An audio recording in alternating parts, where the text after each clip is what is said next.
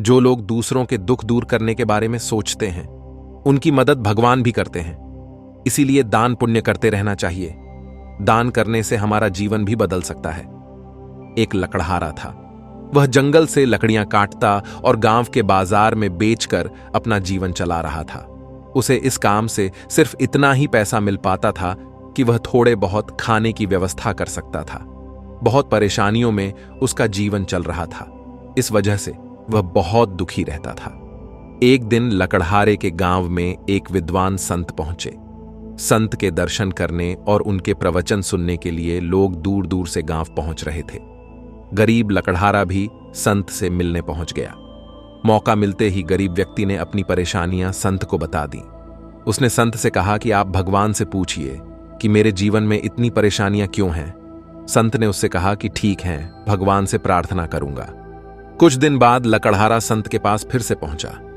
संत ने उससे कहा कि भाई, तुम्हारी किस्मत में सिर्फ 5 बोरी अनाज ही है, इसीलिए भगवान तुम्हें थोड़ा थोड़ा अन्न दे रहा है ताकि तुम्हें जीवन भर खाना मिलता रहे।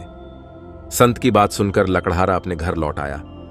कुछ दिन बाद वह फिर से संत के पास पहुंचा और बोला कि गुरुजी, आप भगवान से कहो कि मुझे मेरी किस्मत का सारा अनाज एक साथ दे दें।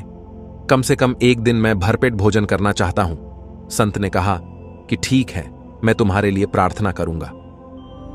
अगले दिन गरीब लकड़हारे के घर एक बोरी अनाज पहुंच गई।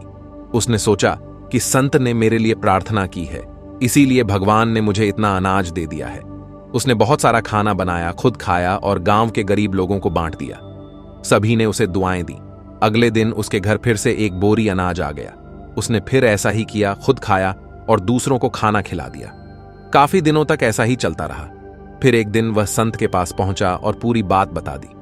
संत ने उससे कहा कि भाई, तुमने अपनी किस्मत का अनाज दूसरों को खिला दिया तो तुम्हारे इस नेक काम से भगवान बहुत प्रसन्न हैं। इसीलिए वे तुम्हें अन्य जरूरतमंद लोगों की किस्मत का अनाज भी दे रहे हैं ताकि तुम उन्हें भरपेट भोजन करा सको। संत की बात गरीब व्यक्ति को समझ आ गई।